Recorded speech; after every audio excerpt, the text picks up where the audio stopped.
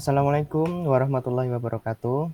Waalaikumsalam warahmatullahi wabarakatuh. Pada kesempatan kali ini, kami dari kelompok 5 akan mempresentasikan tugas ujian tengah semester Data Warehouse, yaitu merangkum buku Data Warehousing Fundamentals pada halaman 429 sampai dengan 491 ditambah dengan Appendix B, yaitu dengan dosen pengampu Dr. Fitri Tunjungsari, ST MSc MM.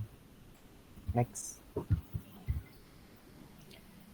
Untuk kelompok 5 yaitu beranggotakan yang pertama adalah Agus Sriguntoro, yang kedua adalah Alvito Juan Ramadan, yang ketiga adalah Bagus Rosid Hamdani.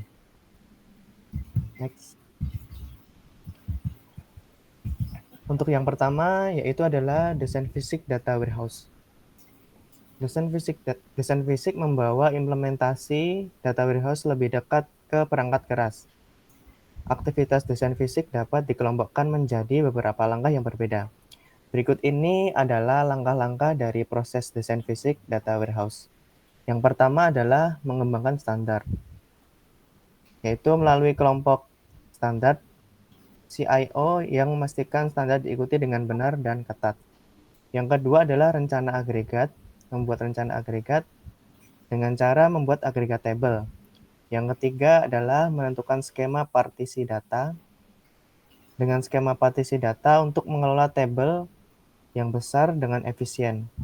Yang keempat adalah menetapkan opsi pengelompokan. Yang kelima adalah menyiapkan strategi pengindeksan. Yang keenam adalah menetapkan struktur penyimpanan. Next. Berikut ini adalah ilustrasi dari konsep data warehouse. Next. Selanjutnya adalah tujuan data fisik pada data warehouse. Yang pertama adalah kinerja menjadi optimal, yang mana meningkatkan kinerja akses data. Yang kedua adalah efisiensi penyimpanan, yaitu mengelola dan menyimpan data dengan efisien. Yang ketiga adalah optimasi proses ETL, yaitu mempercepat proses ekstraksi, transformasi, dan load data. Selanjutnya ada manajemen indeks, yaitu menentukan indeks dengan efektif. Selanjutnya ada partisi data, yaitu memecah tabel besar menjadi bagian yang dapat dikelola. Yang selanjutnya adalah keamanan data, yaitu memastikan keamanan dan integritas data yang disimpan. Okay, next. Selanjutnya adalah mengoptimalkan penyimpanan. Berikut adalah langkah-langkahnya. Yang pertama adalah menyelesaikan ekstensi dinamis, yaitu dengan mengurangi overhead dengan alokasi luasan yang lebih awal. Yang kedua adalah kelola pemanfaatan blok, yaitu mengatur parameter untuk mengoptimalkan kinerja. Yang ketiga adalah mengatur ukuran blok dengan benar. Atur ukuran blok sesuai dengan kebutuhan dan perhatikan pengaruhnya terhadap kinerja. Yang keempat ada menetapkan parameter dengan blok yang tepat. Menetapkan parameter blok untuk kinerja optimal di gudang data. Selanjutnya ada kelola imigrasi data, yaitu memperhatikan parameter dan meminimalkan dampaknya. Selanjutnya yaitu adalah menggunakan teknik stripping agar meningkatkan kinerja dengan operasi secara bersamaan. Next. Indexing the data warehouse, yaitu adalah proses membuat struktur indeks untuk kolom atau atribut tertentu dalam rangka meningkatkan kinerja dari pencarian, pengurutan, dan filtrasi data. Berikut adalah metode-metode indexing data warehouse. Yang pertama adalah B3 index, yaitu dengan kelebihan pilihan default, kecepatan, kesederhanaan, dan pemeliharaan efisien. Yang kedua adalah bitmap index, yaitu indeks bitmap efektif untuk kolom selektivitas rendah yang cocok untuk gudang. Yang kedua adalah cluster indexes, yaitu tabel terkluster yang meningkatkan kinerja dan menggabungkan data dan indeks. Yang ketiga adalah indexing the fact table yang memiliki kelebihan pada kunci utama, kunci gabungan, dan metrik tabel fakta. Yang kelima, mengindeks tabel dimensi, yaitu kelebihannya adalah optimal untuk mempercepat pencarian dan pengurutan data. Next. Cara-cara atau teknik untuk peningkatan kinerja. Yang pertama adalah proses paralel, yaitu pemrosesan paralel mempercepat query dan pemuatan data. Yang kedua adalah pengelompokan data yang mendukung akses berurutan meningkatkan kinerja pada gudang data. Yang ketiga adalah partisi data. Partisi data efektif meningkatkan kinerja dan membantu manajemen penyimpanan. Selanjutnya ada tingkat ringkasan, yaitu struktur ringkasan bergulir secara lebih efektif. Berikutnya ada integritas referensial, yaitu menonaktifkan verifikasi integritas referensial saat memuat data. Yang terakhir ada parameter inisialisasi, yaitu mengatur parameter inisialisasi dengan benar dan hati-hati. Next. Selanjutnya adalah penyerapan gudang data. Penyerapan gudang data adalah langkah dan proses yang melibatkan penerapan atau peluncuran sistem gudang data ke lingkungan produksi. Berikut ini adalah kegiatan penyerapan utama. Yang pertama adalah menyelesaikan penerimaan pengguna dengan memastikan kepuasan dan ekspektasi pengguna terhadap sistem. Selanjutnya dilakukan pemuatan awal, yaitu mempercepat dan memastikan keberhasilan pemuatan data gudang. Yang ketiga, siapkan desktop pengguna, yaitu memastikan desktop siap untuk akses data gudang secara efisien. Berikutnya ada dukungan pengguna awal institut, yaitu mengintegrasikan pelatihan pengguna dan fokus pada aspek database dan gudang. Lalu selanjutnya adalah dukungan pengguna awal institut lanjutan, yaitu mengoptimalkan dukungan pengguna untuk kesuksesan gudang data. Next. Berikutnya akan dilanjutkan oleh saudara Alvito Juan. Silakan. Terima kasih Mas Bagus. Selanjutnya di sini ada lanjutan dari penyerapan gudang data. Yang pertama ada penerapan gudang data versi pertama mengikuti tahap konstruksi. Yang kedua, aktivitas utama dalam fase penerapan berkaitan dengan penerimaan pengguna, pemuatan awal, kesiapan desktop, pelatihan awal, dan dukungan pengguna awal. Yang ketiga di sini ada sistem percontohan cocok untuk beberapa situasi. Jenis uji coba yang umum yang adalah pembuktian konsep, pembuktian teknologi, pengujian komprehensif, apresiasi alat pengguna, bisnis luas, dan benih yang dapat diperluas. Yang keempat, meskipun keamanan data di lingkungan gudang data serupa dengan keamanan di sistem OLTP, pemberian hak akses lebih rumit karena sifat akses data di gudang. Next, Mas. Selanjutnya ada bab selanjutnya di sini ada 5 pokok permasalahan yang dibahas.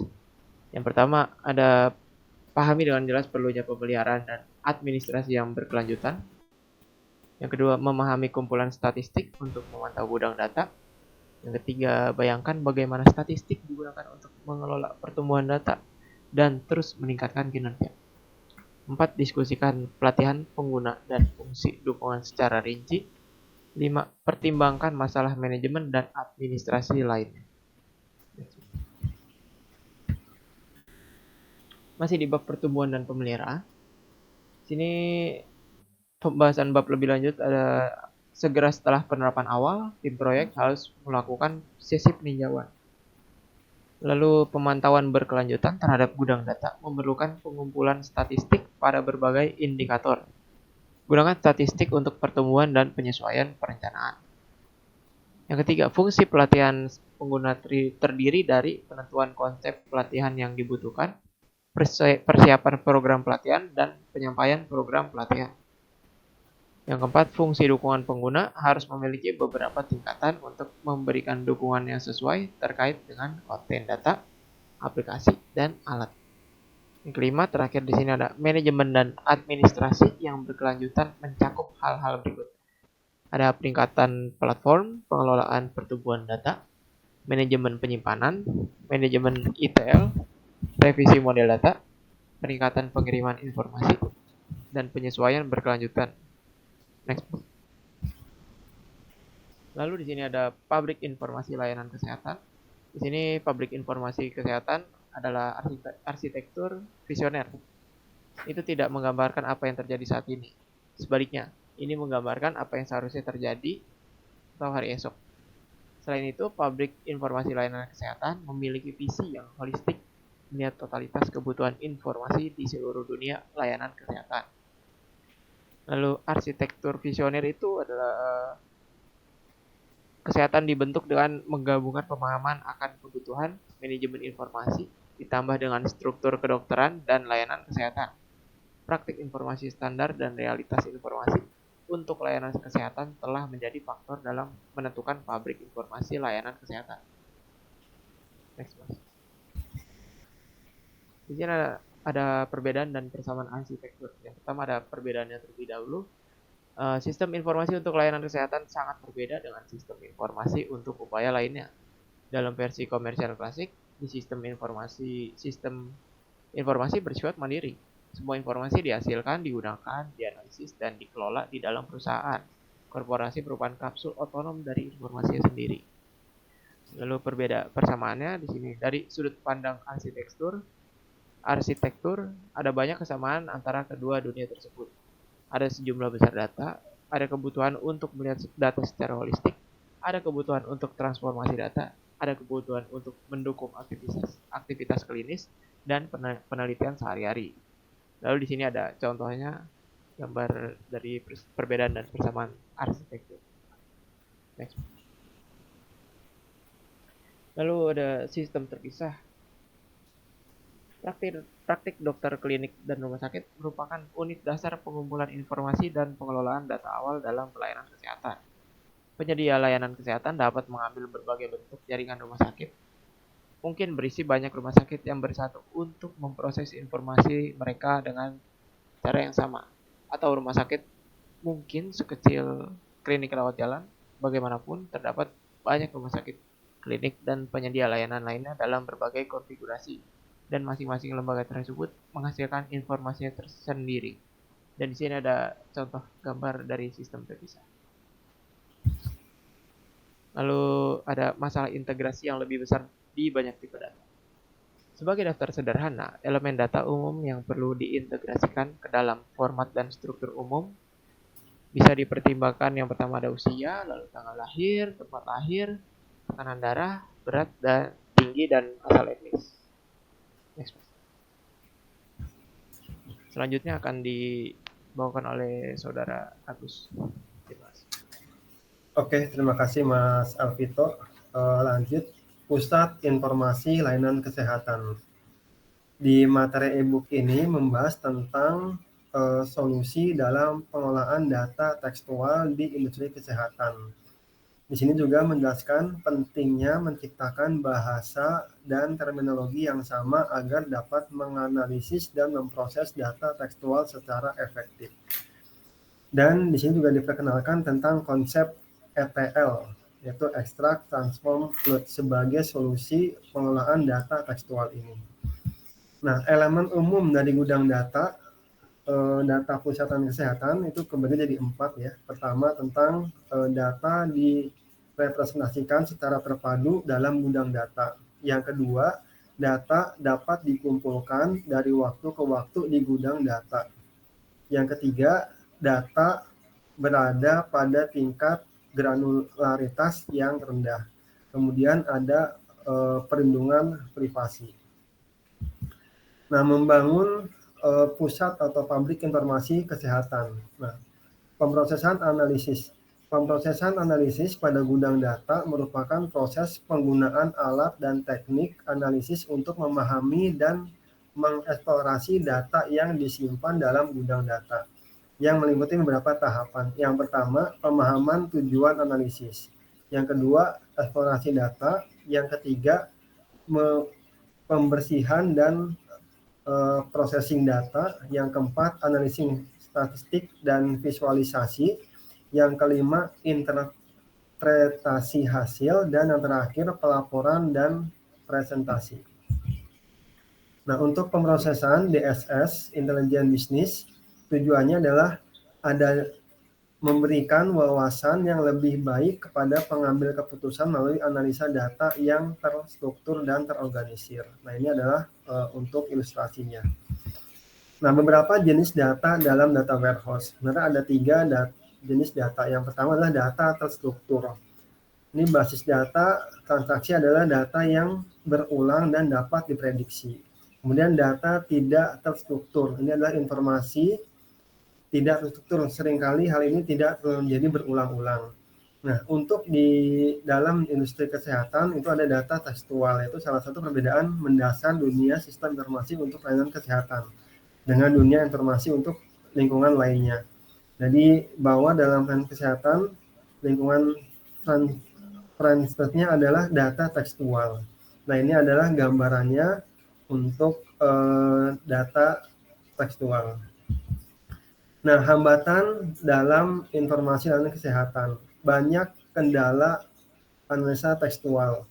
Nah, solusinya adalah menggunakan teknologi ETL, Forest Rim Technology. Tekstual dirancang untuk mengambil teks dan melakukan banyak hal yang diperlukan untuk mempersiapkan teks untuk dimasukkan ke dalam struktur database dan untuk mengintegrasikan teks sehingga pemrosesan analisis tekstual dapat dilakukan. Nah, ini kira-kira penjabarannya seperti ini di ETL. Jadi ada extract, kemudian ada transformasi datanya, baru kemudian di-upload. Nah, model data dalam pabrik informasi kesehatan ada 3 ya. Nama model data tingkat tinggi, data tingkat menengah, kemudian data tingkat rendah. Tingkat rendah adalah tempat munculnya karakter fisik. Model data tingkat rendah adalah rancangan pertama dari desain database fisik. Nah, ini kalau didesain secara ilustrasi seperti ini. Nah, ini adalah lampiran tentang membangun pabrik informasi kesehatan dengan skema seperti ini. Nah, kesimpulannya, makalah ini merupakan pengantar tentang kemungkinan bagaimana kita dapat menerapkan arsitektur generasi baru yang berbasis data untuk menerapkan sistem yang efisien dan berguna untuk manajemen informasi layanan kesehatan. Meskipun ada banyak teknik untuk menerapkan konsep ini, menggunakan analisis teks dan teknik pemrosesan big data akan memberi Anda banyak fleksibilitas, skalabilitas, dan kemudahan integrasi. Nah, demikian presentasi kami dari grup 5. Terima kasih banyak. Assalamualaikum warahmatullahi wabarakatuh.